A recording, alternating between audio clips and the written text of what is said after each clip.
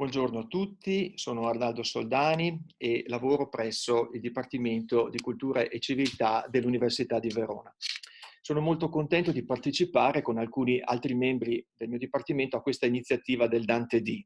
Io parlerò del rapporto di Dante con la lingua italiana, partendo da quella che sembra la percezione comune oggi, cioè che Dante sia il padre della lingua italiana, una specie di certezza che si è depositata nella coscienza nazionale da molti secoli. La domanda dunque è questa: in quale misura e in che senso questa percezione comune trova un riscontro nella storia effettiva dell'italiano, nel modo in cui l'italiano si è effettivamente sviluppato nei secoli, prima come lingua letteraria e poi come lingua nazionale?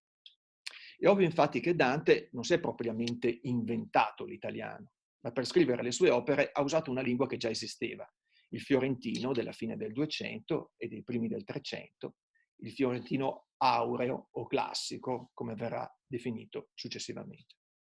In quell'epoca, lo ricordo, il fiorentino altro non era che una delle centinaia di varietà linguistiche locali parlate dalle diverse comunità locali, quelle varietà che Dante definiva i volgari municipali e che per noi sono i dialetti, le uniche lingue effettivamente parlate nell'Italia di allora e che saranno effettivamente ancora parlate per molti secoli.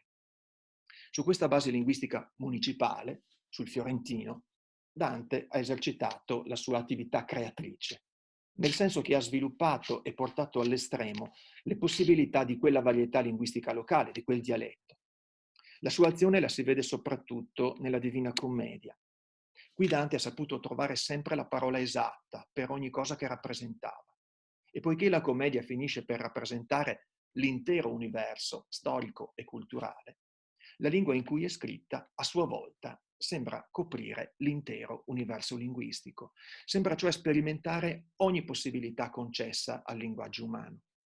Si va dall'immensamente alto, il mondo dei valori supremi dello spirito e della cultura, all'immensamente basso, dell'abiezione, del tradimento, della malvagità.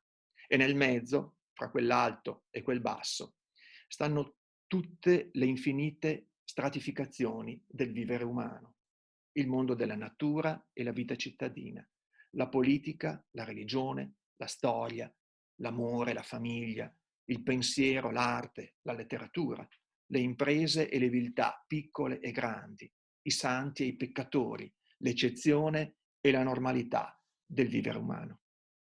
Per ognuna di queste realtà Dante trova sempre la parola giusta, la parola esatta, il modo di esprimere le cose senza aloni, senza ambagie, come avrebbe detto lui, cioè senza ambiguità, mettendo tutto perfettamente a fuoco con la sua alta fantasia, con la sua profonda capacità di rappresentare l'umano e anche ciò che umano non è. È come se la lingua di Dante emanasse direttamente dal reale che rappresenta, fosse plasmata dalla realtà, costituisse il perfetto corrispondente linguistico della realtà. Questo spiega il modo in cui la lingua di Dante è stata recepita dalla cultura italiana, fin dagli anni immediatamente successivi alla prima diffusione della commedia.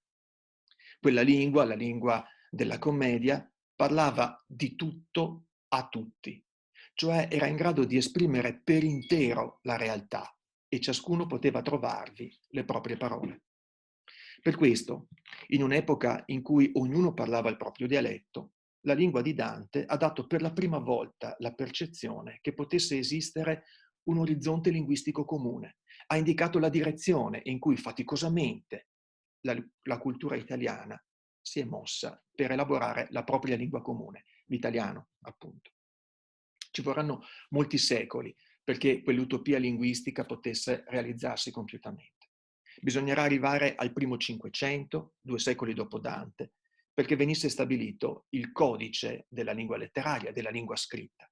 E bisognerà aspettare fino al tardo Ottocento, dopo l'Unità d'Italia, perché quella lingua letteraria si trasformasse gradualmente, faticosamente, attraverso le generazioni, nella lingua nazionale che oggi tutti parliamo. Ma Dante, 7 secoli fa, è la persona che con il suo poema ha indicato la strada, una volta per tutte, ha reso possibile davvero la realizzazione di questa utopia. Buon Dante D a tutte e a tutti.